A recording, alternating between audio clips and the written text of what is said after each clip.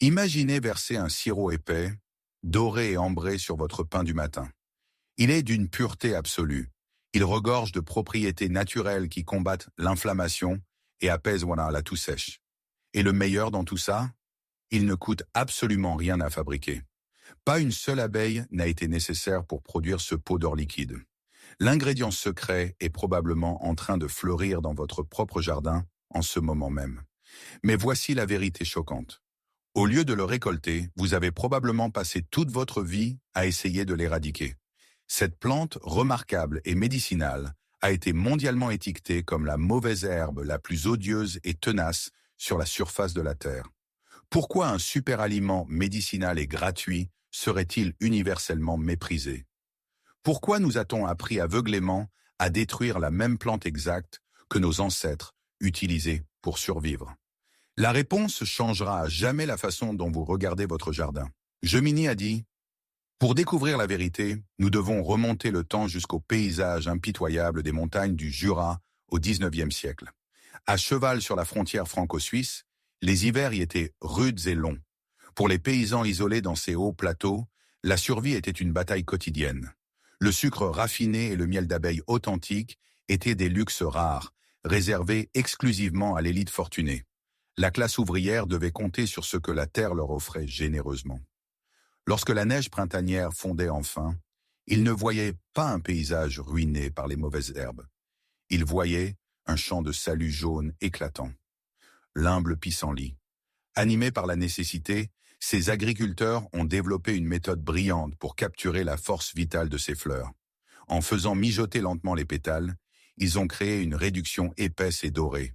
Ils l'ont appelée cramayotte, ou, comme elle est devenue largement connue, le miel du pauvre. Pendant des générations, la cramayotte a été le cœur des garde-manger ruraux à travers l'Europe. Elle a fourni la seule source de douceur à des milliers de familles en période de grande pénurie. Mais elle était bien plus qu'un simple aliment de base à tartiner sur du pain. C'était un médicament puissant et traditionnel, transmis à travers les siècles, sur lequel on comptait pour fortifier le corps contre le froid alpin rigoureux. Ce n'est pas une tendance passagère d'Internet ou une astuce de vie moderne.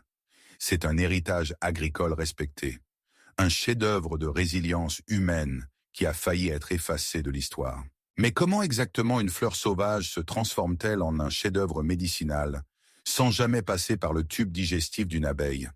La réponse se cache au plus profond de la biologie complexe du pissenlit lui-même. Lorsque vous tenez l'une de ces fleurs jaunes éclatantes, vous ne tenez pas seulement une seule fleur. Vous regardez en fait un amas dense de centaines de minuscules fleurons individuels.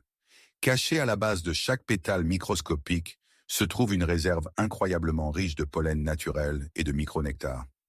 Mais la vraie magie réside dans sa composition chimique. La science botanique moderne a révélé que ces pétales dorés sont fortement chargés en taraxastérol. C'est un composé végétal très puissant, cliniquement reconnu pour sa capacité exceptionnelle à combattre les inflammations sévères dans le corps humain. À côté se trouve une concentration massive d'inuline. Cela agit comme un prébiotique naturel puissant. Il sert de carburant de première qualité pour reconstruire et protéger votre microbiome digestif, renforçant votre système immunitaire de l'intérieur.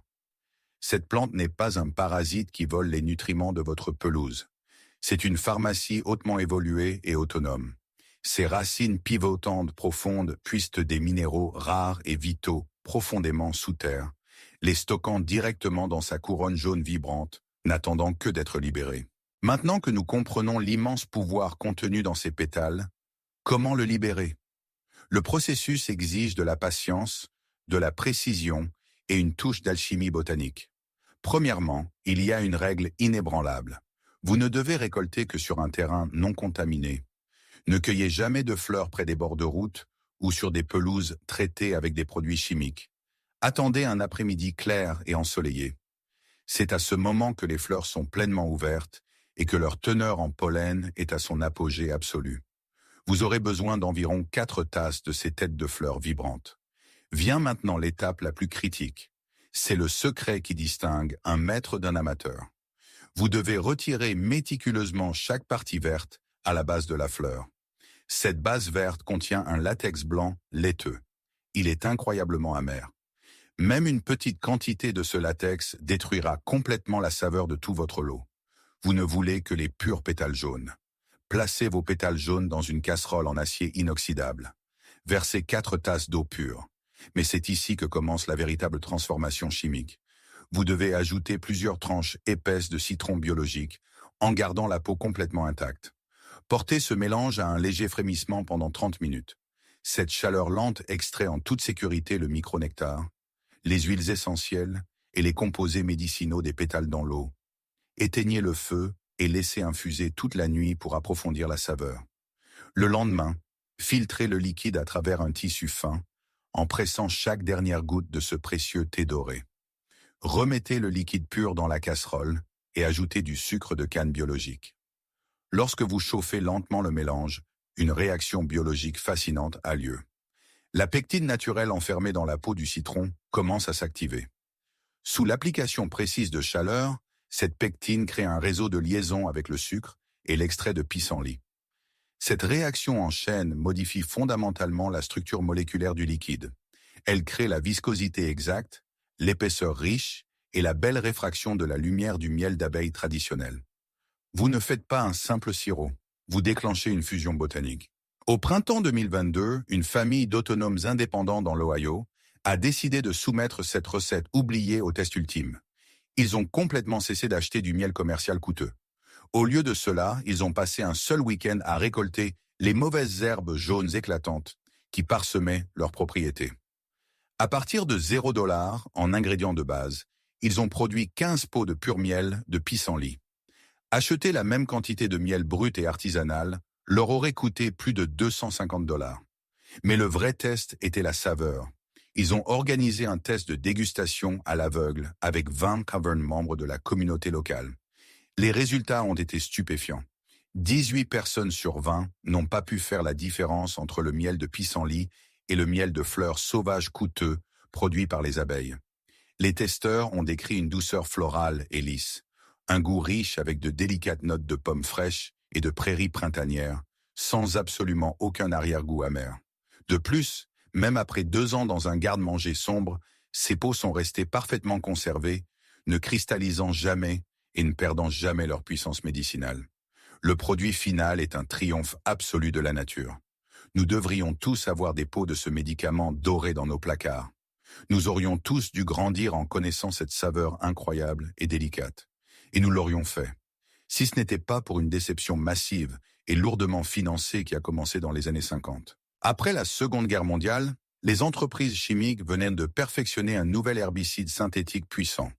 Il était connu sous le nom de 2,4-D. Ce produit chimique spécifique était très inhabituel pour son époque. Il a été conçu pour détruire systématiquement les plantes à feuilles larges, tout en laissant miraculeusement les brins d'herbe étroits complètement indemnes. Soudain, ces entreprises étaient assises sur une mine d'or absolue. Mais elles faisaient face à un problème majeur.